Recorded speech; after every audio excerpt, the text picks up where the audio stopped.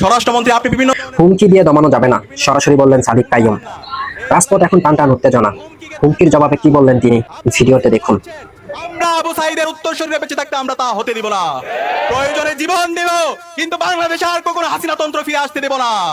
প্রয়োজনে আবু সাইদের মতো আমরা রাজপথে নামবো, কিন্তু বাংলাদেশে আমার আর কোনো বোনের উপর, আমার কোনো মায়ের উপর শ্লীলতাহানি হতে দেব না।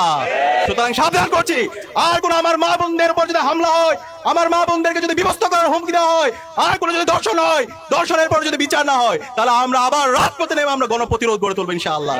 এক কিশোরকে 15 বছর বয়সী কিশোর, তাকে গণধর্ষণ করা হয়েছে। গণধর্ষণ করার পরে যখন সে বিচারের দাবিতে এলাকার বিএনপি নেতার কাছে গেল, পরবর্তীতে তাকে বিভিন্ন ধরনের হুমকি দেওয়া হলো এবং এরপরে ওই পরিবারের সামনে থেকে, তার বাবার সামনে থেকে তুলে নিয়ে গিয়ে তাকে হত্যা করা হয়েছে। বাংলাদেশ আজ ভালো নেই, ঢাকা আজ ভালো নেই, নরসিংদী আজ ভালো নেই, গাইবান্ধা আজ ভালো নেই। জুলাই বিপ্লব পরবর্তী এত শাহাদাতের মাধ্যমে আমাদের আশা ছিল একটা নতুন বাংলাদেশ পাবো, যে বাংলাদেশে আমার মা বোনদের নিরাপত্তা থাকবে, যে বাংলাদেশে চাঁদাবাজি সন্ত্রাস থাকবে না, যে বাংলাদেশে মাফিয়াতন্ত্র থাকবে না, যে বাংলাদেশে সকল মানুষের অধিকার নিশ্চিত করা হবে। এবং এই জুলাই বিপ্লব পরবর্তী আজকে নির্বাচন হয়েছে। নির্বাচন পরবর্তী আমাদের আশা ছিল যে সরকার আসবে, সেই সরকার শুধুমাত্র একটা দলের হবে না, কোন একক বর্গের হবে না, সকল মানুষের, সকল দলের, সকল মানুষের অধিকার নিশ্চিত করবে সেই সরকার। কিন্তু আমরা দেখতে পেয়েছি আজকে এই সরকার শপথ নেওয়ার পরে 12 থেকে 13 দিন হচ্ছে।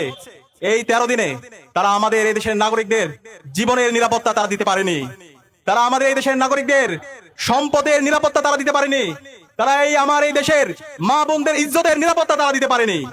আমরা দেখতে পেয়েছি নির্বাচন পরবর্তী 24 ঘন্টার মধ্যে সারা দেশে সহিংসতা। সেই ফেসিবাদী আমলে যেভাবে ভিন্ন মতের, ভিন্ন পথের উপর যেভাবে আক্রমণ করা হতো, ঠিক একই কায়দায় নির্বাচন পরবর্তী সারা দেশে সন্ত্রাসীরা বাড়িঘর ভেঙে দিয়েছিল। নির্বাচন পরবর্তী 24 ঘন্টার মধ্যে আমরা 4টা লাশ পড়তে দেখেছি এবং একই সাথে সারা দেশে অসংখ্য মানুষের সম্পত্তিকে দখল করতে দেখেছি। একই সাথে আজকে 12-13 দিনে সারা দেশে আমার মা বোনদের উপর হামলা হচ্ছে। এই ঢাকা বিশ্ববিদ্যালয়ে এক দলের সন্ত্রাসীরা আমাদের বোনদের উপর তারা হামলা করেছে। একই সাথে আমরা দেখতে পেয়েছি রামপুরার মধ্যে 5 বছরের এক কিশোরের উপর, এক শিশুর উপরে হামলার পর তাকে হত্যা করা হয়েছে। যখন মামলা করতে গিয়েছে পরিবার, তখন প্রশাসন থেকে বলা হচ্ছে এই ধরনের দুর্ঘটনা আপনারা মাইনা নেন। আরে ভাই, এই ধরনের দুর্ঘটনা মাইনে নেওয়ার জন্য কি জুলাই বিপ্লব হয়েছে? এত রক্তের মাধ্যমে যদি আমরা সেই ফেসিবাদী বয়ান শুনতে হয়, তাহলে আমরা ছাত্র সমাজ বেঁচে থাকতে আমরা এই ধরনের ফেসিবাদ বাংলাদেশে কায়েম হতে দেব না। পরবর্তীতে এলাকাবাসী যখন ঘেরাও করলো, এরপরে মামলা নেওয়ার পরে পরিবারকে ক্রমাগত হুমকি দেওয়া হচ্ছে মামলা তুলে নেওয়ার জন্য। এরপর আমরা দেখতে পেয়েছি নরসিংদীর মধ্যে ইতিহাসের বর্বরচিত ঘটনা, আইএমএ জালিয়াতকে হার মানিয়েছে। আমাদের এক বোনকে, এক কিশোরকে, 15 বছর বয়সী কিশোর, তাকে গণধর্ষণ করা হয়েছে। গণধর্ষণ করার পরে যখন সে বিচারের দাবিতে এলাকার বিএনপি নেতার কাছে গেল, পরবর্তীতে তাকে বিভিন্ন ধরনের হুমকি দেওয়া হলো এবং এরপরে ওই পরিবারের সামনে থেকে, তার বাবার সামনে থেকে তুলে নিয়ে গিয়ে তাকে হত্যা করা হয়েছে। আমরা এখন পর্যন্ত এই ঘটনার সাথে যারা জড়িত এবং যারা ইন্ধন জুগিয়েছে তাদেরকে দৃষ্টান্তমূলক বিচার আওতা আনতে দেখিনি। একই সাথে আমরা দেখতে পেয়েছি হাজারীবাগে এক শিশুকে হত্যা করা হয়েছে। এভাবে গাইবান্ধা থেকে শুরু করে বাংলাদেশের বিভিন্ন প্রান্তে আজকে মবের মাধ্যমে নাগরিকদের অধিকার হনন করা হচ্ছে এবং জুলাইয়ের যারা বিপ্লবী আছে তাদেরকে হত্যাযজ্ঞ করা হচ্ছে।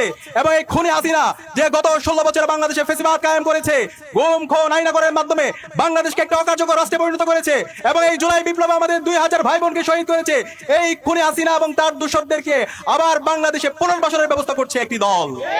আমরা সাবধান করছি এই খুনি হাসিনা এবং তার দূষরদের বিরুদ্ধে বর্তমান সরকারকে জিরো টলারেন্স নীতি ঘোষণা করতে হবে। এই বাংলাদেশে খুনি হাসিনাকে ভারত থেকে নিয়ে এসে তাকে ফাঁসির কাস্টে ঝুলাতে হবে, রায় কার্যকর করতে হবে। এই জুলাই বিপ্লবে যে আমাদের 2000 ভাই বোনকে শহীদ করেছে, খুনি হাসিনার যারা মাস্টার মাইন্ড আছে, এই আওয়ামী লীগ, ছাত্রলীগ, যুবলীগকে এই বাংলাদেশে বিচারের আওতায় নিয়ে আসতে হবে। তাদের আর কোনো অফিস খুললে এই বাংলাদেশের ছাত্র জনতা প্রতিবাদ প্রতিরোধ গড়ে তুলবে। এই বাংলাদেশে আওয়ামী লীগ কোনো রাজনৈতিক দল না, আওয়ামী লীগ হচ্ছে সন্ত্রাসী সংগঠন। এই আওয়ামী লীগ দেশের স্বাধীনতা সার্বভৌমত্বের জন্য হুমকি। সুতরাং এই আওয়ামী লীগকে এবং খুনি হাসিনার দূষরদেরকে এই বাংলাদেশে বিচারের আওতায় নিয়ে আসতে হবে এবং সারা দেশব্যাপী যে ধর্ষণ হচ্ছে, যে সন্ত্রাস হচ্ছে, যে মাফিয়াতন্ত্র হচ্ছে, এই সন্ত্রাসীদেরকে দ্রুত সময়ের মধ্যে অ্যারেস্ট করে তাদেরকে বিচারের আওতায় নিয়ে আসতে হবে। একই সাথে আমরা দেখতে পেয়েছি ঢাকা বিশ্ববিদ্যালয়ের শিক্ষার্থীর উপর এবং সাংবাদিকদের উপর এই সোহরাওয়ার্দী উদ্যানে পুলিশ হামলা করেছে। আমরা এই ধরনের পুলিশের রাষ্ট্র দেখতে চাই না, যে পুলিশ আমার সাংবাদিকদের উপর হামলা করে, আমার ভাইয়ের উপর হামলা করে, আমার বোনের উপর হামলা করে। সুতরাং এই পুলিশের যারা এই নাগরিকদের উপর হামলা করেছে তাদেরকে বিচারের আওতায় নিয়ে আসুন। আমরা দেখতে পাচ্ছি এই পুলিশের বিরুদ্ধে ব্যবস্থা না নিয়ে বরং তাদেরকে আরো পদোন্নতি দেওয়া হচ্ছে। আমরা সবকিছু অবজার্ভ করছি, আমরা আপনাদেরকে সময় দিতে চাই, কিন্তু আমরা যদি দেখি আপনারা জালেম হয়ে উঠছেন, আপনারা হাসিনা হয়ে উঠছেন, আমরা আবু সাঈদের উত্তরসূরিরা বেঁচে থাকতে আমরা তা হতে দিব না।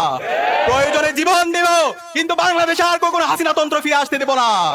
প্রয়োজনে আবু সাঈদের মতো আমরা রাজপথে নামবো, কিন্তু বাংলাদেশে আমার আর কোনো বোনের উপর, আমার কোনো মায়ের উপর শ্লীলতাহানি হতে দেব না।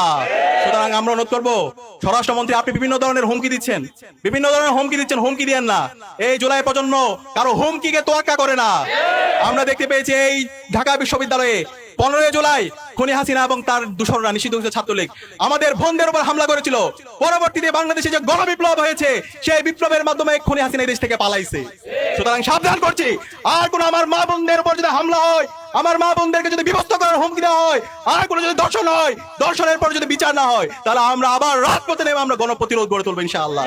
সুতরাং আপনাদেরকে অনুরোধ করবো, বাংলাদেশের ছাত্র সমাজকে অনুরোধ করবো, সবাইকে সজাগ থাকতে হবে।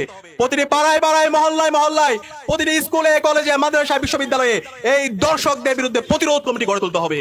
দর্শকদের যেখানে পাওয়া যাবে তাদেরকে ধরে থানায় দিতে হবে, তাদেরকে প্রকাশ্যে বিচারের আওতায় নিয়ে আসতে হবে। ইনশাআল্লাহ আমরা জুলাই প্রজন্ম ঐক্যবদ্ধভাবে বাংলাদেশে ইনসাফ কায়েম করব।